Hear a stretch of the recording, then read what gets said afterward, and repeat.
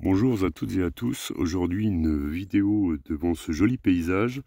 Alors cette vidéo est différente des autres, c'est pour répondre aux questions qu'on n'a pas traitées pendant le live avec Projet Liberté. Donc un live assez houleux on va dire, entre ma connexion, ma chienne qui m'arrache le téléphone des mains, et le fait aussi que j'ai touché l'écran pour essayer de voir les coms. Et alors excusez-moi pour les nombreuses coupures, et je remercie Alexis pour avoir meublé ces 21 minutes où on avait des problèmes de connexion. Je tiens aussi avant tout à remercier Agnès, à remercier Rolly, Laurent Guillou et Tamer Labute qui sont modérateurs et qui font quand même un assez bon travail, même un très bon travail sur les lives. Alors pour les questions, donc j'ai noté les questions qui n'avaient pas été traitées. Donc Eric Souffleux qui me demandait à quoi servaient les chevaux. Les chevaux, c'est principalement, ma compagne plutôt est éleveuse, et elle fait de la préservation de race, c'est-à-dire qu'elle refait du Shetland, elle essaye de se rapprocher de la race originelle du Shetland et de faire des Shetland de standard, parce que la mode a été longtemps aux mini et aux intermédiaires qui sont des plus petits Shetland. Et voilà. Il m'a posé aussi la question sur les bâtiments en paille. Alors non, pour moi la paille ça sert pour les litières, surtout que je n'en produis pas. Donc comme c'est un achat extérieur, on s'en sert pour les litières, et les bâtiments agricoles que nous allons faire vont être soit en conventionnel, c'est-à-dire parpaing, bac acier, soit en bois pour tout ce qui est box et autres.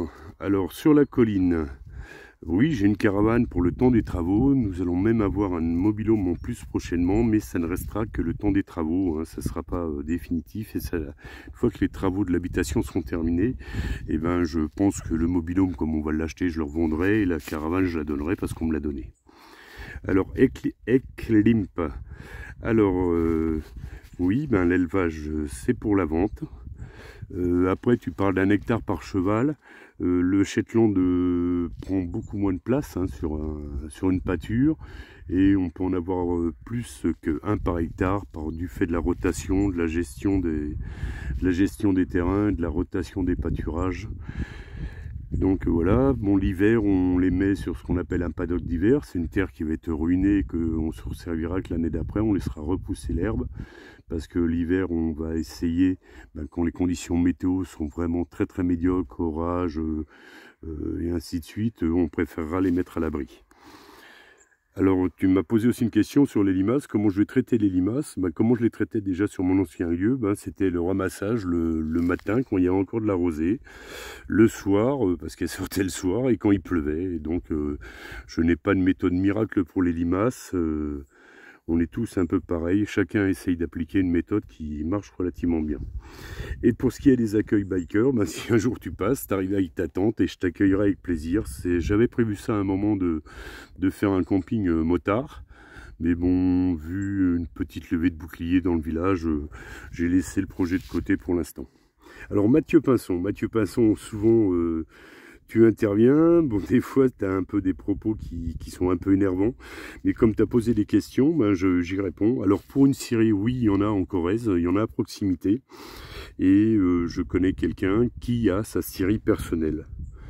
Et une petite précision, je ne suis pas du tout jaloux de Damien Descartes, voilà. Alors ma ferme pas autonome. Alors tu m'as demandé pour du matériel français si je connaissais GT Garden. Non, je connais pas tous les matériels. Je connais en matériel français Angio, qui est fabriqué en Dordogne, alors qui est assemblé en Dordogne, parce qu'il n'y a plus de fabricants de moteurs en France, hein. On utilise souvent du Breguet Straton, ou alors c'est des moteurs chinois et des pièces chinoises qui sont assemblées en France.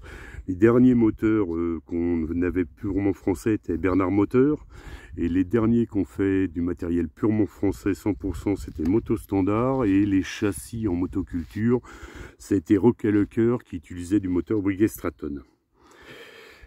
Tu m'as posé aussi une question sur la consanguinité de nos animaux. Alors, on utilise, quand on fait de l'élevage équin, on travaille sur la généalogie. Donc ma compagne travaille sur toute la généalogie de ses chevaux, elle sait d'où ils viennent, elle remonte à plusieurs générations en arrière. Donc comme c'est des chevaux qui sont plein papier, donc on sait exactement d'où ils viennent. Donc on utilise soit un étalon extérieur, soit notre étalon qui aussi fait des saillies extérieures. Ou alors sur des nouvelles juments qu'on a, on peut se permettre, voilà, c'est pas parce qu'ils vivent l'un à côté de l'autre qu'ils sont frères et sœurs. Donc on utilise beaucoup des saillies extérieures.